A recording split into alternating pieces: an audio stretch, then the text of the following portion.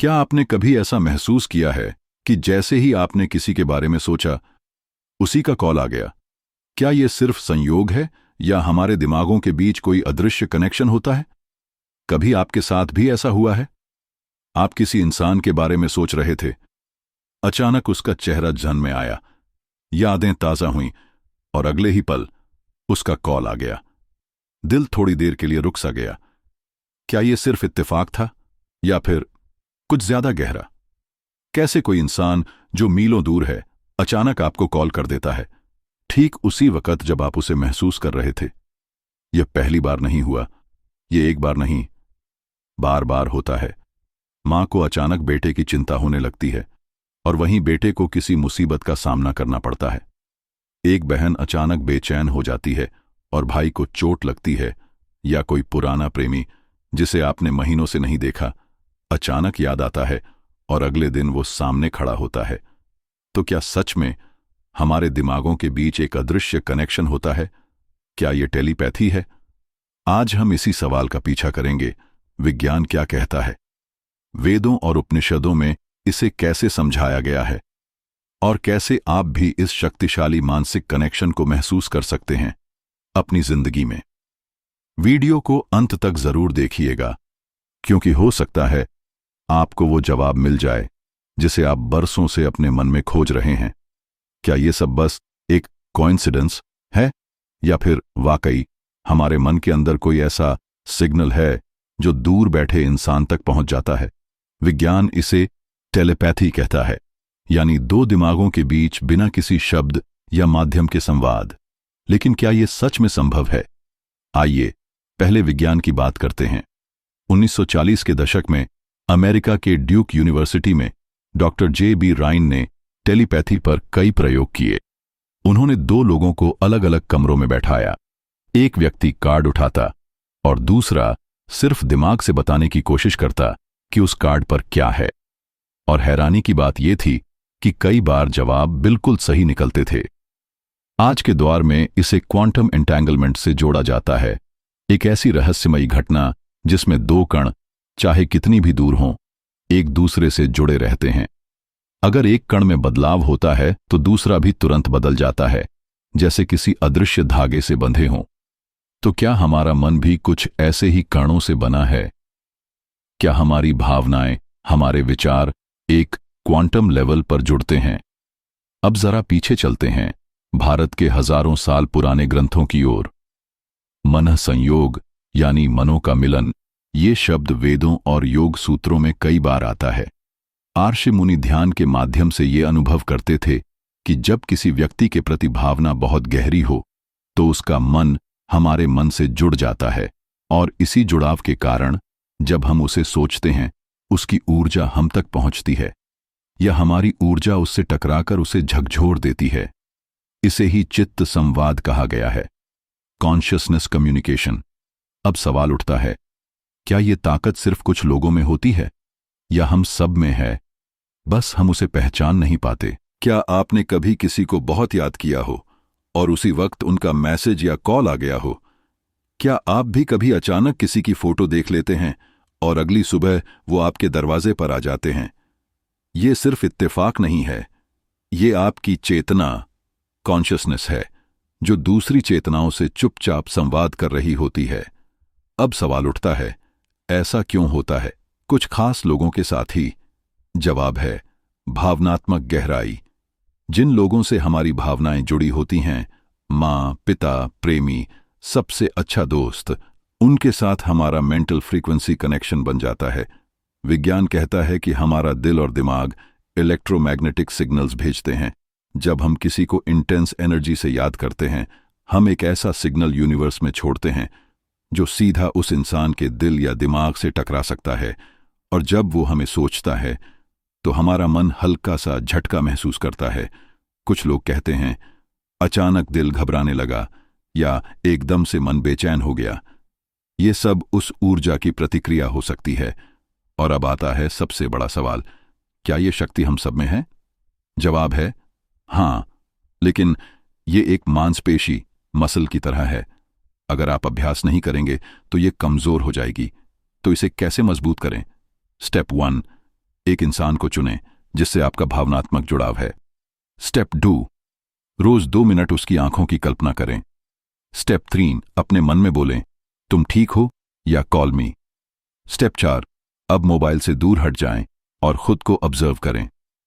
अगर आप ये रोज करें तो एक दिन आपको लगेगा कि आपके विचार सच में दूसरों तक पहुंचने लगे हैं।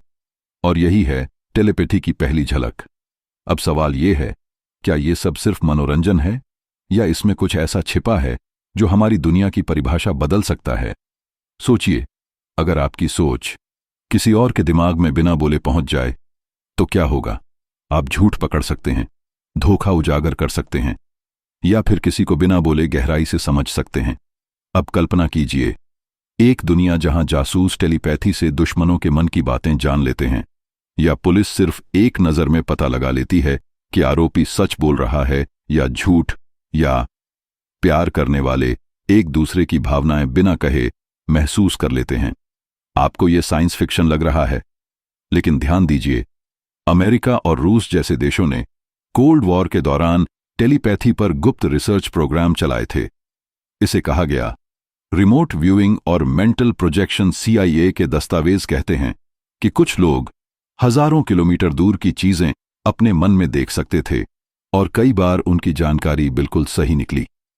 सोचिए, अगर ये ताकत गलत हाथों में चली जाए तो क्या कोई आपके विचार पढ़ सकता है, आपके राज जान सकता है, या आपके मन का नक्शा समझ सकता है? यही कारण है कि कुछ वैज्ञानिकों ने इस पर रोक लगाने की सलाह दी, क्योंकि इंसान तैयार नहीं है इस शक्ति को एथिकल तरीके से उपयोग करने के लिए। लेकिन अगर इसे प्यार, चिकित्सा और भावनात्मक जुड़ाव के लिए इस्तेमाल किया जाए तो ये दुनिया की सबसे खूबसूरत चीज बन सकती है। अब अगला सवाल उठता है, क्या हम सब अपनी टेलीपैथिक शक्ति को फिर से जगा सकते हैं? और अगर हां, तो इसकी असली ट्रेनिंग क्या है? जब पूरी दुनिया टेलीपैथी पर रिसर्च शुरू कर रही थी, भारत में सदियों पहले आराषि मुनि बिना किसी तकनीक के मन और चेतना से संवाद करना जानते थे। कोई मोबाइल नहीं, कोई सिग्नल नहीं, फिर भी वे मीलों दूर बैठे किसी की मनोदशा, सोच और पीड़ा को महसूस कर लेते थे। ये कोई चमत्कार नहीं था, ये थी योग और तपस्या से जागी हुई चेतना। आइए एक उदाहरण से समझते हैं। जब श्री राम लंका में युद्ध कर रहे थे, मां सीता ने अशोक वाटिका में बैठकर ध्यान और भाव से उनकी पीड़ा महसूस की। जब विदुर और कृष्ण अलग अलग स्थानों पर थे, वे अपने विचारों से एक दूसरे को संदेश देते थे। हमारे वेदों में लिखा है, मनसा वाचा कर्मणा, यानी मन, वाणी और कर्म तीनों के संतुलन से आप ऐसे स्तर पर पहुंच सकते हैं जहां शब्दों की जरूरत ही नहीं होती। अब सवाल उठता है, ये शक्ति आई कहां से, और क्या हम इसे आज दोबारा जागृत कर सकते हैं? उत्तर है हां। भारतीय ऋषियों ने इसके लिए 3 रास्ते बताए हैं। 1, ध्यान, मेडिटेशन, मन को शून्य करना ताकि ब्रह्मांड की सटल वेव्स को पकड़ सकें। 2, प्राणायाम, ब्रेथ कंट्रोल, जिससे दिमाग के दोनों गोलार्ध संतुलित होते हैं और टेलीपैथिक संचार का द्वार खुलता है। 3, सात्विक जीवन शैली, शुद्ध आहार, विचार और भाव से मन शांत और शक्तिशाली बनता है। ये कोई तांत्रिक क्रिया नहीं, ये है विज्ञान से भी ऊपर का विज्ञान, आध्यात्मिक विज्ञान। और अगर आप सोच रहे हैं क्या मैं भी ये सीख सकता हूं, तो अगले भाग में आपको मिलेगा एक साधारण इंसान की असाधारण यात्रा, जिसने सिर्फ 40 दिनों के अभ्यास से दूसरों के विचार महसूस करना शुरू कर दिया। ये कहानी है विनय की। एक बिल्कुल आम सा लड़का, ना कोई स्पेशल पावर, ना कोई सिद्धि, बस एक गहरा सवाल, क्या मैं भी अपने मन की शक्ति को जगा सकता हूं? विनय को हमेशा लगता था, जब मां फोन करने वाली होती है, वो पहले ही महसूस कर लेता है। जब कोई दोस्त दुखी होता है, उसका दिल अनजाने ही बेचैन हो उठता था। फिर एक दिन उसे मिला एक पुराना ग्रंथ, एक योग साधक की डायरी, जिसमें लिखा था, अगर तुम 40 दिन तक ध्यान और प्राणायाम के एक क्रम को निभाओ तो तुम्हारा मन खुद बातें सुनने लगेगा। बिना कहे, बिना सुने विनय ने शुरुआत की। पहले दिन मन बहुत भटका, 7 दिन शरीर थक गया, 10 दिन नींद में अजीब सपने आने लगे, लेकिन 20वें दिन के बाद कुछ बदलने लगा। एक दिन वो ध्यान में बैठा था, आंखें बंद, मन शांत, तभी अचानक उसे अपनी बहन की सिसकियों की आवाज सुनाई दी। वो घबरा गया, दौड़कर गया तो देखा उसकी बहन सच में रो रही थी और किसी से कह नहीं पा रही थी। अब यह संयोग नहीं था, यह था मन से मन का संचार। अगले हफ्तों में ऐसा कई बार हुआ। उसकी मां, उसके पापा, उसके दोस्त, वो उनके भाव पहले ही समझने लगा। आज विनय खुद मन और चेतना पर वर्कशॉप्स देता है। उसने एक बात सीखी, अगर मन की ध्वनि को शांत कर दो तो ब्रह्मांड की आवाजें सुनाई देने लगती हैं। अब सवाल ये नहीं है कि टेलीपैथी असली है या नहीं। सवाल ये है, क्या तुम खुद को इतना शांत, इतना गहरा बना सकते हो कि मन खुद बोले, अब मैं सुनने को तैयार हूं। जब भी हम टेलीपैथी शब्द सुनते हैं तो दिमाग दो हिस्सों में बढ़ जाता है। एक कहता है होगा कोई चमत्कार, दूसरा कहता है साइंस में ऐसा कुछ नहीं होता। लेकिन अगर मैं कहूं दुनिया के कुछ सबसे भरोसेमंद वैज्ञानिकों ने खुद ये टेस्ट किया है, आइए आपको 3 ऐसे केस बताता हूं जिन्होंने विज्ञान की नींव को हिला दिया था। Case 1, the Ganzfeld experiment, 1974, USA. यह प्रयोग अमेरिका के साइकोलॉजिस्ट्स ने किया था। 2 लोगों को अलग अलग कमरे में रखा गया, एक सेंडर जिसे एक तस्वीर दिखाई गई और एक रिसीवर जो ध्यान की स्थिति में था। अब कमाल यह हुआ, रिसीवर ने उस तस्वीर का 90% तक सही वर्णन कर दिया। ना कोई वायर, ना कोई कैमरा, ना माइक्रोफोन, सिर्फ मन से मन तक। Case 2, Russell Targ CIA experiments, cold war era. 1970s में अमेरिका की खुफिया एजेंसी CIA ने टेलीपैथी और रिमोट व्यूइंग पर रिसर्च शुरू की। रसल टार्ग और हाल पुथॉफ जैसे वैज्ञानिकों ने एक बंद कमरे में बैठे व्यक्ति से हजारों किलोमीटर दूर की जगह देखने का दावा किया। जब उन्होंने USSR के न्यूक्लियर बेस की सही लोकेशन बताई तो CIA के अधिकारियों के होश उड़ गए। कई सालों तक ये सीक्रेट रहा, लेकिन जब फाइल्स बाहर आईं, दुनिया को समझ आया ये सब पैरा साइंस नहीं, रियल एक्सपेरिमेंट्स थे। Case 3, heart brain telepathy, 2006, Princeton university के शोधकर्ताओं ने एक हैरान कर देने वाली बात कही। जब 2 बेहद जुड़े हुए लोग, जैसे माँ बेटा, जुड़वां भाई, सैकड़ों मील दूर भी होते हैं, तब भी उनके हार्ट बीट्स में एक जैसी लहरें चलती हैं। मतलब भावनाएं और विचार केवल दिमाग से नहीं, दिल से भी ट्रांसमिट होते हैं। जैसे 2 मोबाइल फोन एक ही वाईफाई से जुड़े हों, बस यहां वाईफाई है इमोशन और इंट्यूइशन। तो क्या ये सब सच है? ये सभी प्रयोग पीयर रिव्यूड जर्नल्स में छपे हैं। रिसर्च गेट और साइंस मैगजीन ने इन्हें पब्लिश किया है। और अगर टेलीपैथी एक भ्रम होती तो CIA जैसी एजेंसी इस पर करोड़ों डॉलर क्यों खर्च करती? अब बात तुम पर है। क्या तुम इसे सिर्फ सुनकर भूल जाओगे या खुद मन के स्तर पर प्रयोग करोगे? क्योंकि टेलीपैथी कोई तंत्र नहीं, ये तुम्हारा स्वाभाविक मनोसंवेदना है। और जब तुम शांत हो जाते हो तब ब्रह्मांड बोलता है। कभी आपके साथ ऐसा हुआ है कि आप किसी जगह पहली बार गए हों, लेकिन वहां की हर चीज जानी पहचानी लगे, जैसे आपने पहले भी वहां कदम रखा है? वही खिड़की, वही गंध, वही माहौल, सब कुछ। ये कोई कल्पना नहीं, इसे कहते हैं डेजा व्यू। लेकिन सवाल ये है, क्या ये सिर्फ दिमाग का खेल है या फिर किसी पुराने जन्म की झलक? राजेश, एक 30 साल का बिजनेसमैन, पहली बार यूरोप घूमने गया। जब वो एक पुराने महल में गया तो उसे ऐसा लगा कि उसने ये गलियारा पहले भी देखा है। वो रुक गया और उसकी आंखें कुछ देर के लिए बंद हो गईं।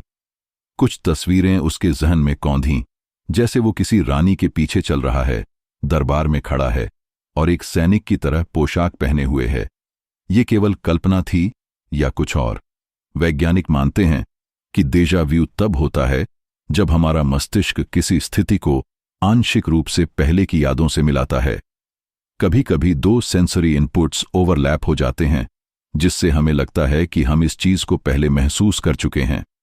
लेकिन भगवद गीता में श्री कृष्ण अर्जुन से कहते हैं, बहूनि में व्यतीतानि जन्मानि तव चार्जुन, तान्यहम वेद सर्वाणि न त्वं वेत्थ परंतप।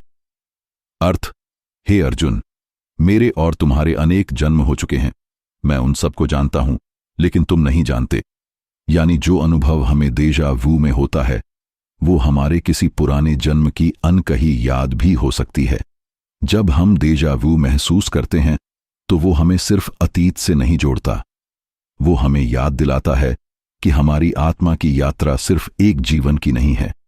ये अनुभव हमें सिखाता है कि हम सिर्फ इस शरीर तक सीमित नहीं हैं, हम समय से परे हैं। क्या आपके साथ भी कभी ऐसा डेजा व्यू हुआ है जहां आप खुद से ये पूछ बैठे हों, मैंने ये पहले भी देखा है, मैं यहां पहले भी आया हूं? अगर हां, तो वो पल आपके आत्मा की यात्रा का संकेत हो सकता है। कमेंट में जरूर बताइए, आप अकेले बैठे हैं, किसी दोस्त के बारे में सोचते हैं जो महीनों से बात नहीं हुई और उसी पल उसका फोन आता है। आप चौंकते हैं, अरे अभी तो मैं इसे याद कर रहा था। तो क्या यह सिर्फ एक इत्तेफाक है या फिर दिमागों के बीच सीधा कनेक्शन? क्या यह टेलीपैथी है? एक बार की बात है, दो बहनों की, रश्मि और सुषमा। रश्मि दिल्ली में रहती थी और सुषमा पुणे में। एक रात सुषमा अचानक बेचैन हो गई, दिल में एक अजीब सा डर था। उसने तुरंत रश्मि को कॉल किया। उधर रश्मि रो रही थी। उसी वक्त उसके पालतू कुत्ते की मौत हुई थी।